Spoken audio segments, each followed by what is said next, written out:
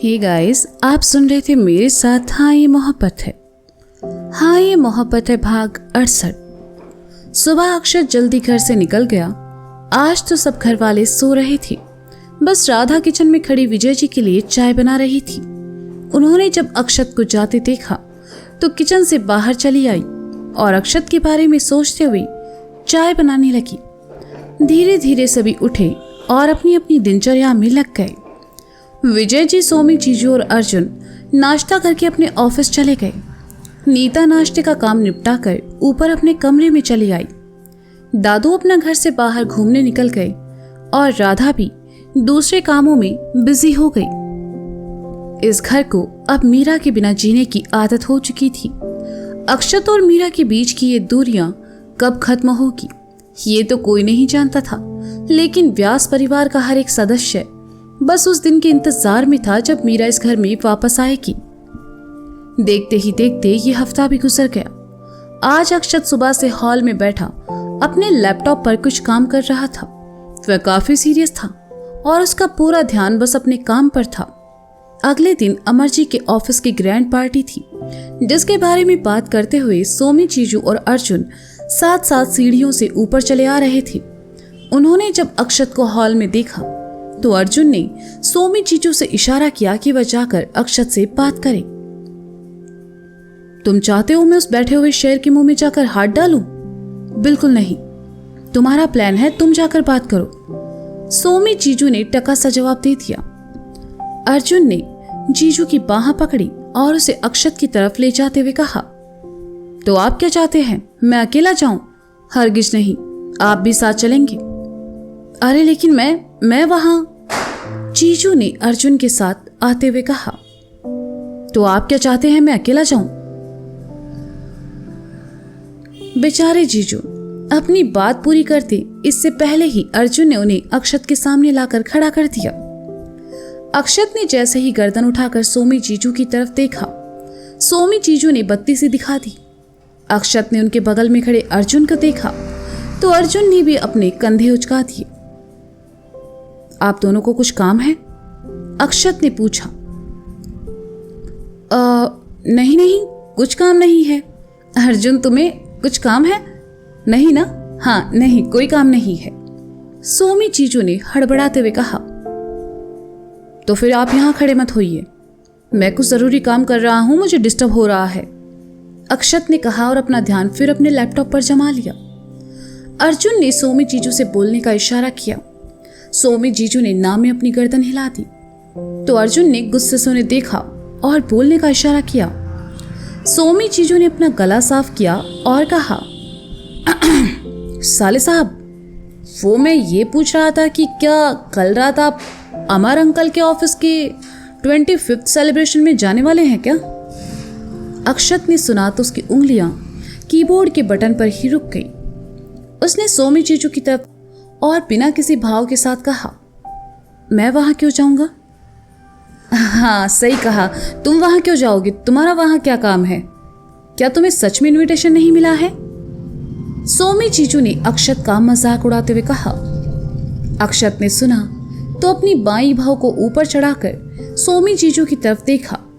जीजू ने देखा तो अर्जुन को धकेलते हुए कहा, अर्जुन, चलो चलो, ऑफिस जाना है ना, और शाम में शॉपिंग भी जाना है। हाँ, हमें क्या पता कल शाम के लिए इनविटेशन आ जाए हमारे लिए। चलो चलो, चलते हैं। अक्षत ने सुना तो अपना लैपटॉप बंद कर दिया। सोमी, जीजू और अर्जुन उसे परेशान करके जा चुके थे। अक्षत ने अपने फोन में टाइम देखा, कोर्ट जाने का समय हो गया था।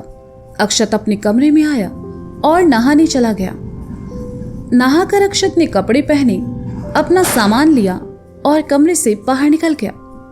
अक्षत ने सामान गाड़ी में रखा और ऊपर से निकल गया।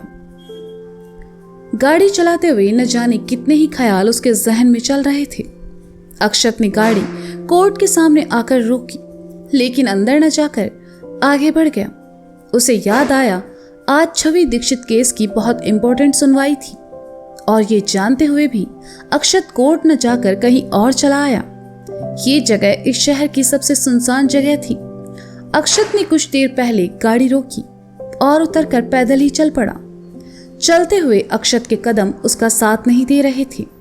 मन भारी हो रहा था और गले में जैसे कुछ चुभता हुआ महसूस हो रहा था।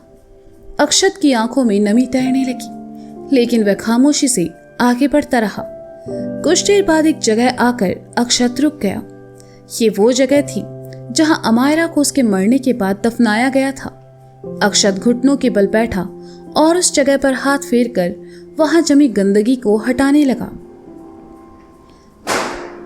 ऐसा करते हुए अक्षत क्या महसूस कर रहा था, ये सिर्फ वही जानता था। उसी जगह से लगकर एक बड़ा सा पेड़ था, जिस पर लगे पत्ते अब लगभग सूखने लगे थे। हवा का एक झोंका आया और पत्ते उड़ते हुए अक्षत पर आ गिरे। उसे लगा जैसे अमायरा ने उसे छुआ हो। वह वहीं निढाल हो गया और अपना सर उस जगह पर रख दिया जहां अमायरा को दफनाया गया था और करवट लेकर लेट गया। ये देखना किसी के लिए कितना तकलीफ देह होता कि एक बाप अपनी बेटी की याद में उसी जमीन पर लेटा था जहां उसे दफनाया गया था। कुछ देर की खामोशी के बाद अक्षत धीमी आवाज में कहने लगा, मैं ईश्वर से दुआ करूंगा तुम जिस दुनिया में हो उस दुनिया में खुश रहो। आज छवि दीक्षित केस की बहुत इंपॉर्टेंट हियरिंग है। आई होप कि आज उसे इंसाफ मिल जाए, जो बेगुनाह है वो बच जाए और असली गुनहगार का चेहरा सबके सामने आ जाए। मेरी वजह से पिछली बार उसे इंसाफ नहीं मिल पाया प्रिंसेस, क्योंकि मैं सेल्फिश हो गया था।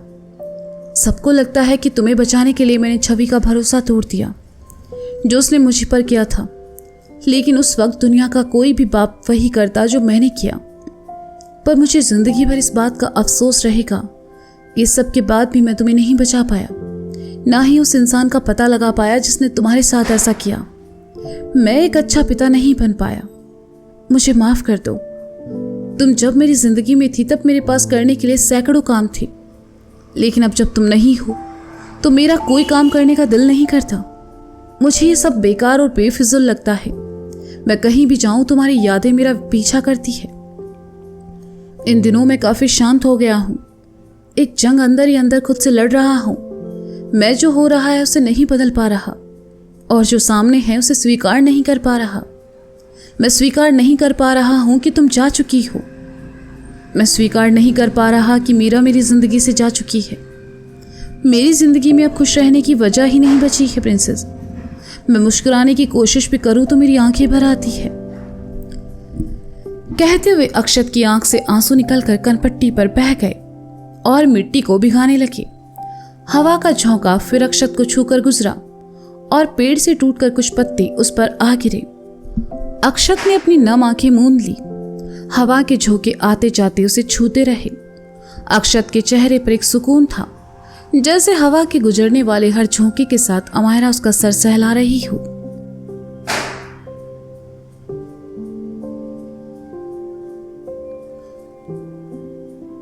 अदालत लोगों से खचाखच भरी थी।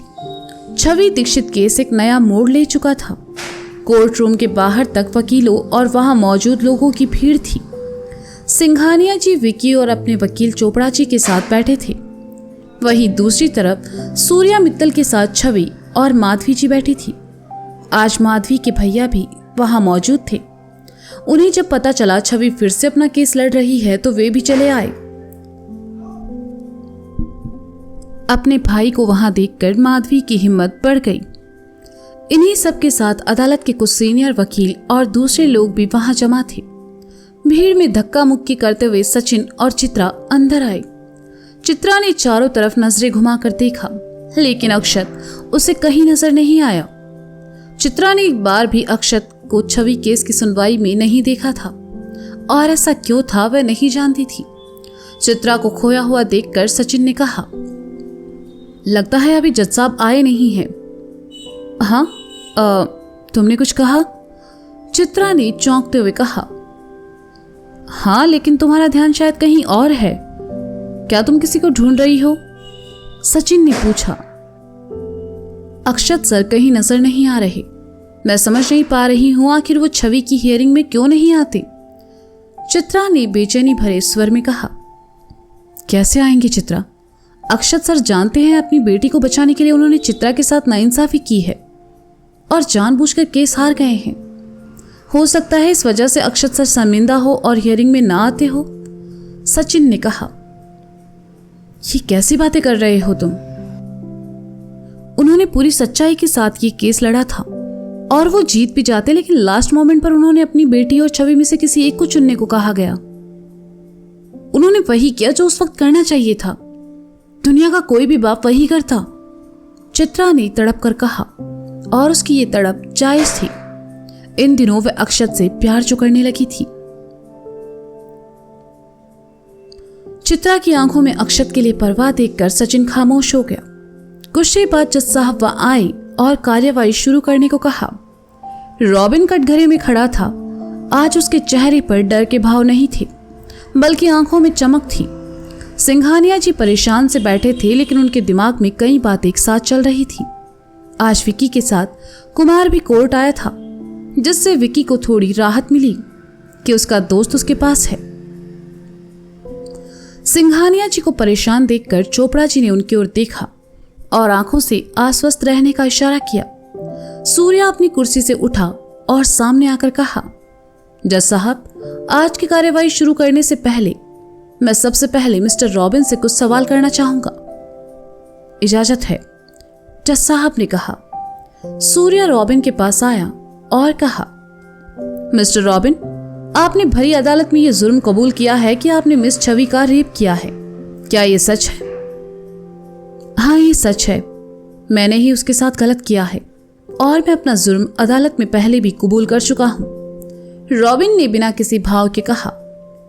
रॉबिन का बयान सुनकर सिंघानिया जी को तसल्ली मिली कि आखिर रॉबिन आज भी अपनी जुबान पर कायम है। सूर्या हल्का सा मुस्कुराया और कहा, रॉबिन, क्या तुम्हारे घर वाले ये जानते हैं कि तुम एक गे हो? सूर्या ने जैसे ही ये बात कही, रॉबिन के चेहरे का रंग उड़ गया और सिंघानिया जी भी हैरान हो गए, क्योंकि आज से पहले ये बात किसी को नहीं पता थी।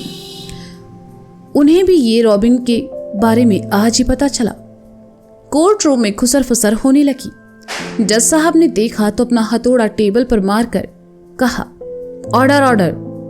मिस्टर सूर्या, आप जो कह रहे हैं, क्या आपके पास इसका कोई सबूत है? सबूत है माय लॉर्ड। सूर्या कभी फैक्ट्स के बिना बात नहीं करता। कहते हुए सूर्या ने टेबल पर रखी फाइल्स में से एक फाइल उठाई और जज साहब के सामने रखकर पीछे आते हुए कहा, माय लॉर्ड, केस की तहकीकात करते हुए मैं एक शाम चोरी छुपे सिंघानिया जी के घर गया था। वहां मुझे रॉबिन के कमरे में उसकी ये मेडिकल फाइल मिली, जिसमें साफ साफ लिखा है कि पिता नहीं बन सकता, ना ही वो फिजिकली एक्टिविटी के लिए कैपेबल है। जज साहब, एक गे किसी लड़की का रेप कैसे कर सकता है? रॉबिन ने छवि का रेप नहीं किया है जज साहब। असली गुनहगार को बचाने के लिए इसे फंसाया गया है। सूर्या की बात सुनकर लोग पहले से ज्यादा हैरान हो गए और कोर्ट रूम में सब बातें करने लगे। जज साहब ने भी फाइल देखी और अपनी फाइल में कुछ लिखकर टेबल पर फिर हथौड़ा मारते हुए कहा, ऑर्डर ऑर्डर। मिस्टर चोपड़ा, आप इस बारे में कुछ कहना चाहेंगे? Yes my Lord, Chopra ji ने विश्वास से भरकर उठते हुए कहा। सूर्या की नजरें उनसे मिली तो उसने पाया कि चोपड़ा जी भी आज पूरी तैयारी के साथ आए थे। तो दोस्तों, क्या लगता है आपको? क्या चोपड़ा जी बदल देंगे इस केस की चाल, या सूर्या जीतने वाला है इस केस को? जानने के लिए सुनते रहिए हाँ ये मोहब्बत है मेरे साथ। Bye bye.